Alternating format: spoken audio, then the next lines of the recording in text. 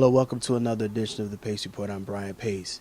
Please don't forget to like, share, and subscribe to the Pace Report YouTube page, as well as feel free to check out some of my past segments that I've produced here on the Pace Report. Recently here in New York City, 5-time Grammy Award-winning trumpeter, composer, and educator Terence Blanchard blessed the Blue Note band stage with his group, the E-Collective. Now, the E-Collective have a brand new album entitled Live, which is available on the Blue Note Records imprint. But 2019 has been a very important year and pivotal year for Terence. One, he was nominated for an Oscar for Best Original Score for Spike Lee's critically acclaimed film, BlacKkKlansman, and he's about to be named a BMI Icon. Also in June, he's getting ready to premiere his second opera entitled Fire Shut Up in My Bones, which is based on a memoir by Charles Blow. I had a chance to sit down and break bread with Terence at the Blue Note to talk about his Oscar nod and him collaborating with Spike Lee. We also talk about his brand new opera and how opera is being brought to a whole new light through his music, as well as reflect on the great Roy Hargrove. So sit back, relax, and enjoy highlights of Mr. Terence Blanchard featuring the E-Collective live at the Blue Note as part of the Pace Report here in New York City.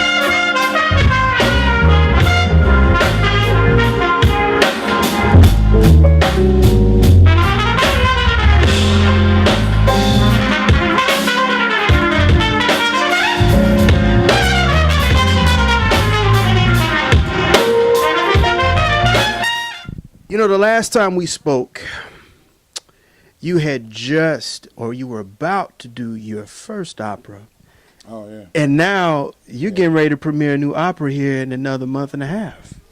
Yeah. I don't know how this happened. I'm still trying to figure that out. But I'm proud of it. I'm happy to be a part of the process. We're doing Charles Blow's book, Fire Shut Up in My Bones, and we have an amazing cast of young, talented Julia Bullock, Karen Slack. It's some great singers in this production as well. So I'm excited about it. Now, how did this come about? I understand that this is from a memoir, and I know that there's going to definitely be some issues with race as well as how it pertains to how we're dealing with the times. Yeah, well, it came about when my wife was reading the book, and she told me about it. And I remember when the book was released. So when she told me about the story, I said, if I'm going to do opera, I want to do stories that are relevant, and I thought that his story was a very poignant one and a story of redemption and strength, because to see what he went through and to see where he is in his life right now is remarkable. We as people of color, we really can't equate the experience with opera. We can experience it with gospel, we associate it with the blues, and we associate it with hip-hop. But opera is a very different vernacular altogether. It's classical in the sense, but you're speaking in a very different vernacular. Well, I think what it is, the music has to be relevant to people's lives. And I'll give you an example. I was at a panel discussion, man, and I heard these young folks, I can't remember the company, but they were doing an opera with operatic voices and more like hip-hop beats, and it really made a lot of sense. And then what I'm doing with opera, we're not calling them jazz operas, but we are saying that it's an opera in jazz because we're using elements from all different walks of life, right? But this guy in New Orleans gave us the best compliment that I've gotten in the opera world. He said, "If this is opera, I will come." And that made so much sense to me. He was an African American male, and he was maybe 60 years old. And for him to come there and not be jaded and allow himself to have a positive experience, speaks to what we need to do in opera in terms of finding stories that relate to people's lives. And when we think of opera is always set back in the classical era, moving forward. I mean, it is. Yeah. No, I know, and that's one of the stigmas of opera. I mean, most people think of opera, they think of a Viking with some horns or something. Yeah. No. Like as when we did Champion, Champion's a very current story, very powerful story. And with this one, man, I can't wait to see Jim Robinson, who's the director, how he's going to stage it, because he's very creative in how he tells stories. And ultimately, that's the beautiful thing that I'm finding out about opera, is that it's really musical theater. We're telling stories. You can't think of it as that thing that's associated with that stigma. It's not that at all. It's the furthest thing from that. How did you hook up with this company in St. Louis? How did this come about? Man, there's a guy named Gene Dobbs Bradford years ago. He runs a Jazz St. Louis, and years ago he was working at the Bistro, and we had a conversation, and I told him that my father was an amateur opera singer. He was a baritone, and he remembered that. So years later, Opera Theater St. Louis wanted to broaden their fan base, right? And they felt like they needed to reach out to the community of St. Louis. So they said, initially what they wanted to do was do a jazz opera for young kids, right? And they went to Gene Dobbs and asked him who would he think. And my name was the first name that he gave them.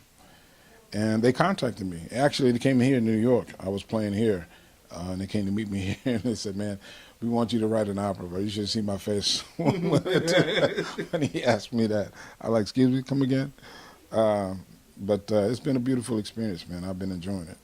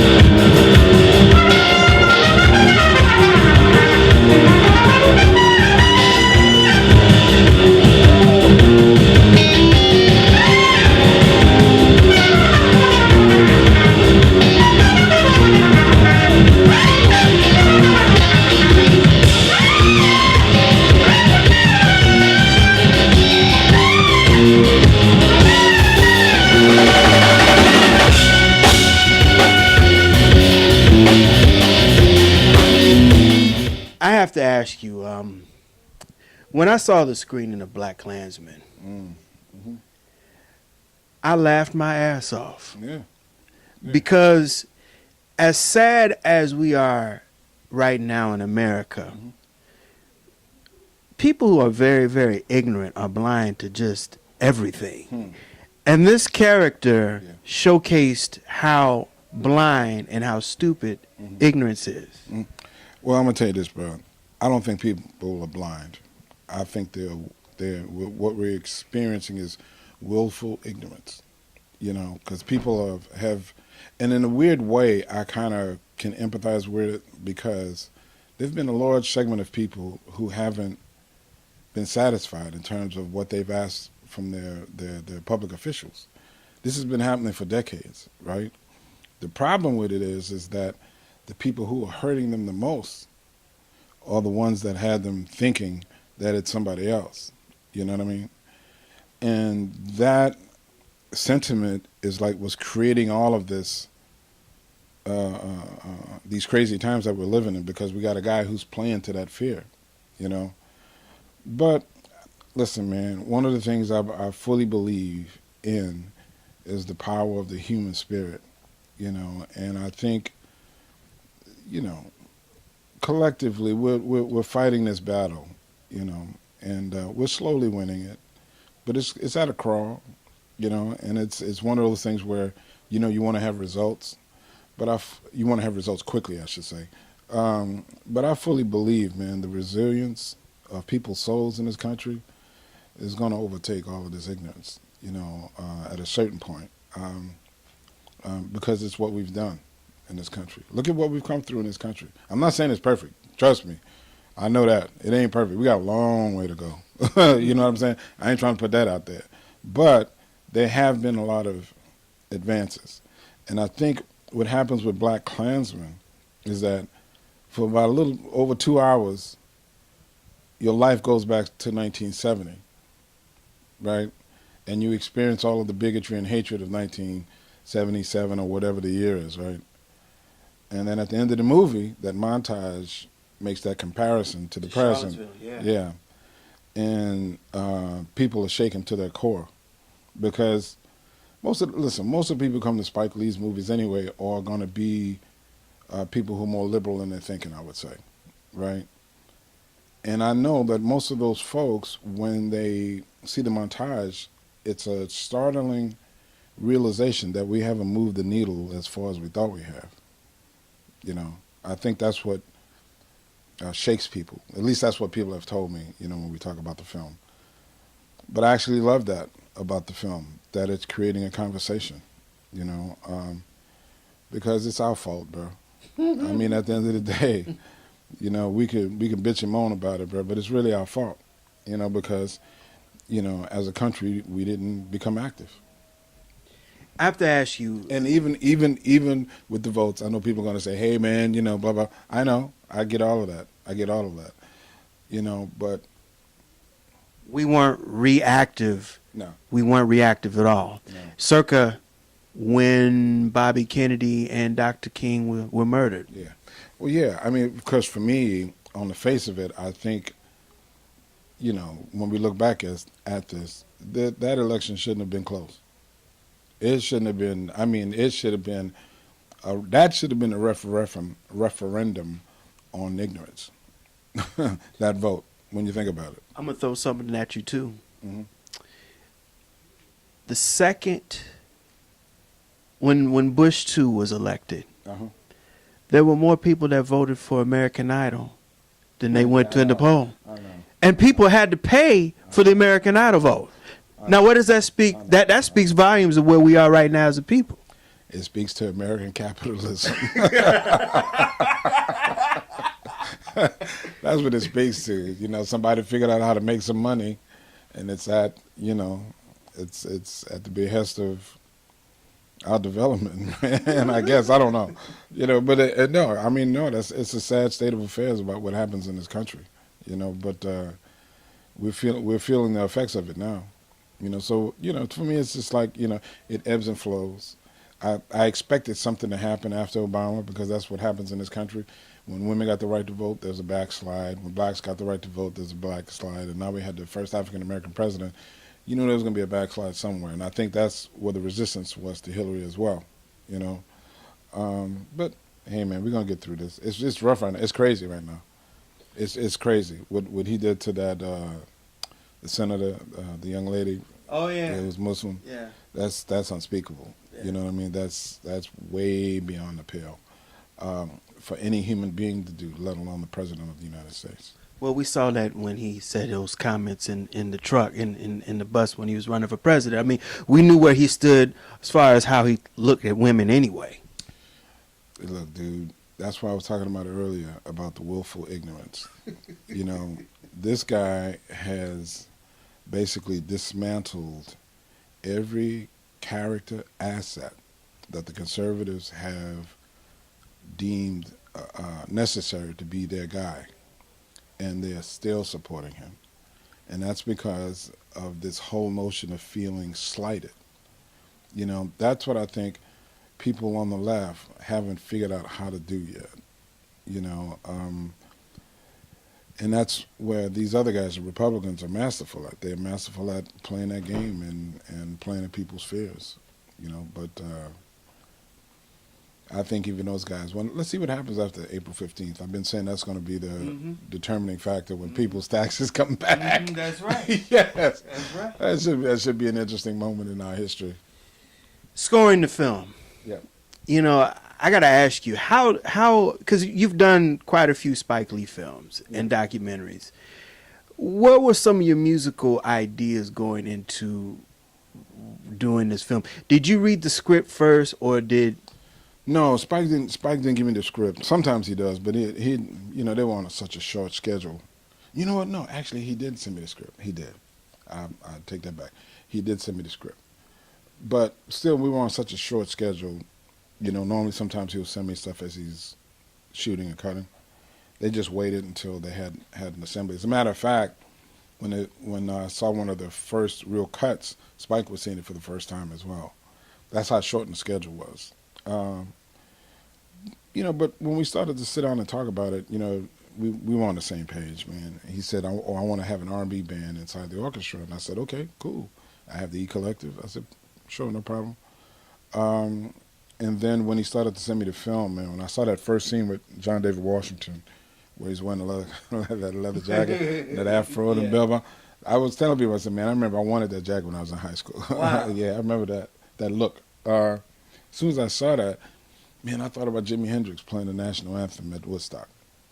And I kept saying, you know what, that's probably one of the most patriotic things I realized that has happened in our musical culture, right? The way he was screaming that melody, it was as if to say, you know, we're all Americans. That was a powerful thing for me. So I said, you know, that should be the lead kind of sound for the film. But with Charles Arturo, I told him, I said, look, man, it's not about trying to emulate Jimmy. You know, that's not what we don't want to do that. But I want you to be inspired by that, create your own tone and sound. And that's what he did, man. And that dude, he was amazing, man. He sounded great.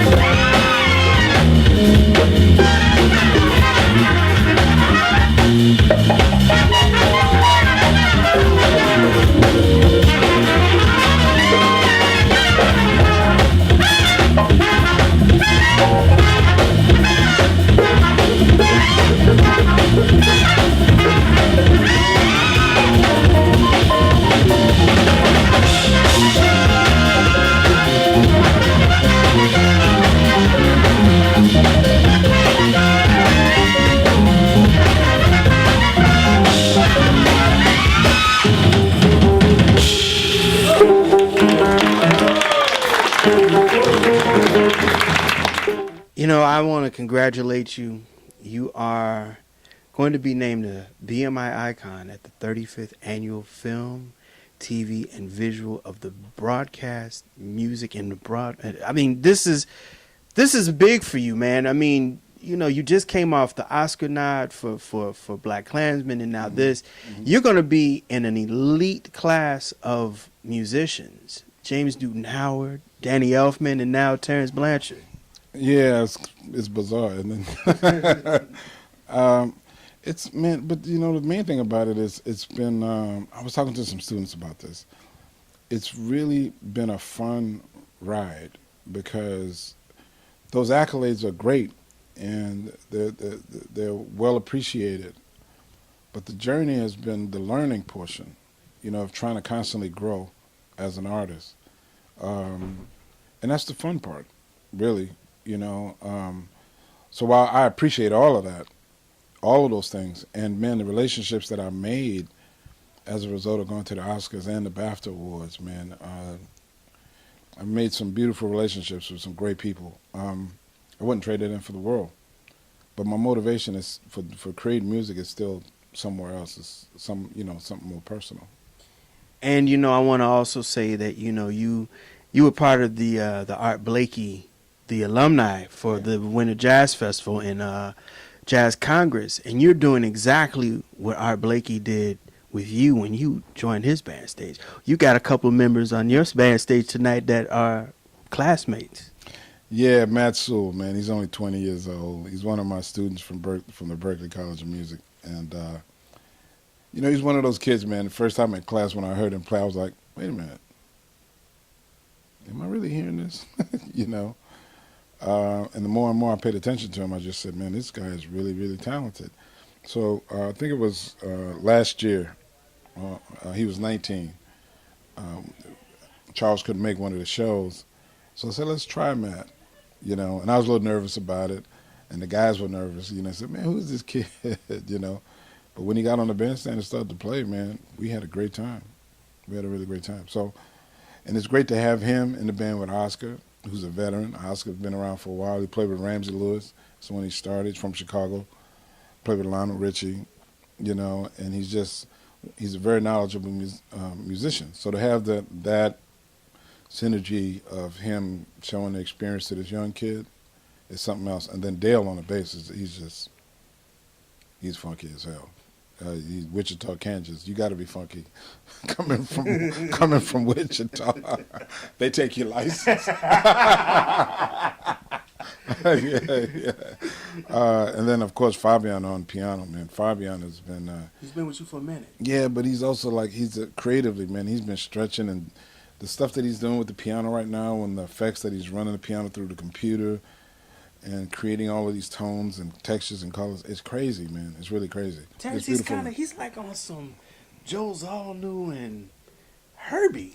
And also but it's all coming from a natural place because he's doing it not only with synthetic instruments but also with a real piano. Right. Which is like, oh no, it's you have to, and you can't explain it to people. They have to experience it. Last question. I'm out of your hair. Yeah. We lost a very, very important trumpet player last year. Oh, yeah. And you were very much a part of the whole 5-hour tribute to the great Roy Hargrove. Tell me the very first time you saw or heard Roy Hargrove. It was here at the Blue Note. It was here at the Blue Note. I was living in Brooklyn, and they said, "Oh man, this little kid from Texas, man, gonna be playing." And I came down and heard him, man, and tried to get back to speak to him, but there was a lot of people back here. But I just remember he just looked like a little kid, and to see the things that he did, man, it was beautiful to see, and it broke my heart to hear what happened to him, because you always pray for your little brothers, and we all got stuff we deal with, all of us, and we're all struggling in some way. That's why we're playing music, bro. Really, trying to help, trying to heal ourselves. I'm just sorry that we lost somebody so talented so young. He had a lot more to give to the world of music, and he definitely had a lot more to give to his family, you know. So we all know he'll be missed. He was what you call the complete musician. Mm-hmm. He did jazz, he did soul, he did hip hop. Mm-hmm. He really was of not only his generation, but of the universe, of the experience. Yeah, but you know the thing, the all of those things are great. But the thing that I loved about Roy the most, that dude loved to play. Yes. You know what I mean? It's like you could be hanging out at a club afterwards and say, "There go Roy, he got his horn out, he walking to the stage." You know, he just loved to play music, man. That's the thing that I loved about him. You know, I remember hanging at a club downtown, man, and was in there with a bunch of musicians. Roy come walking in with his horn, went on a bandstand, played. He played for about 30 minutes, walked off and went home. Yeah, man, that cat, he just loved to play music. That's the type of spirit he had, you know. That'll do it again for another edition of the Pace Report, reporting live here at the Blue Note here in New York City. I'd like to congratulate the talented Terence Blanchard for becoming a BMI Icon. Also, I'd like to congratulate him also for his efforts for his score for Spike Lee's Black Klansman. Make sure you go out and support it. It's now available on iTunes as well as Amazon.com and CD Baby. I'd like to personally thank the staff and management here at the Blue Note for their warm hospitality. As always, please visit my website, www.thepacereport.com, for my weekly column as well as my past segments. Until next time, remember, if it's in the groove, it'll make you move. Till next time, peace.